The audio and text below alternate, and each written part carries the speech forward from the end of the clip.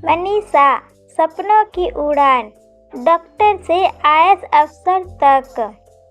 एक लड़की थी जिसका नाम मनीषा था। मनीषा के पिता नहीं थे। उसके घर में वह, उसका छोटा भाई और उसकी माँ थी। मनीषा की माँ ने मनीषा को पढ़ने के लिए एक हॉस्टल में डाल दिया था।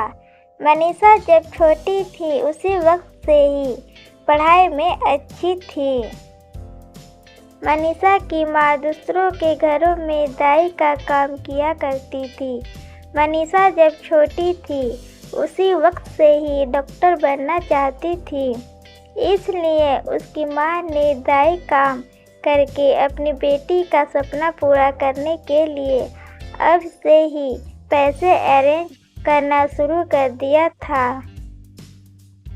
मनीषा के मैट्रिक बोर्ड पूरा करने के बाद उसके छोटे भाई का भी देहांत हो जाता है।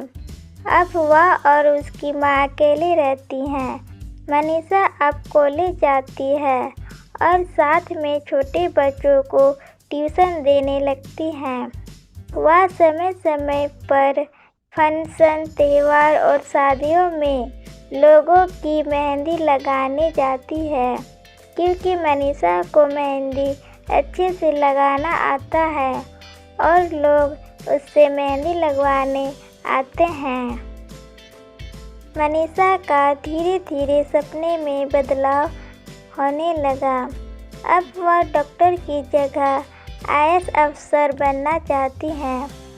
अब वह भी अपनी माँ के साथ पैसे अरेंज करने लगी, बच्चों को ट्यूशन पढ़ाकर और मेहंदी लगाकर, क्योंकि मनीषा के पास बच्चे और मेहंदी कस्टमर ज़्यादा आने लगे थे। मनीषा का ग्रेजुएशन पूरा करने के बाद अब वह दिल्ली चली जाती है यूपीएससी की तैयारी के लिए और वह वहां जाकर डॉक्टर दिव्या कृति सर के यहाँ से कोचिंग ज्वाइन करती है। मनीषा की तैयारी 2 साल तक चलती है, फिर वह परीक्षा क्लियर कर लेती है और फिर वह एक आईएएस अफसर बन जाती है और अपनी माँ का सर गर्व से ऊंचा कर देती है।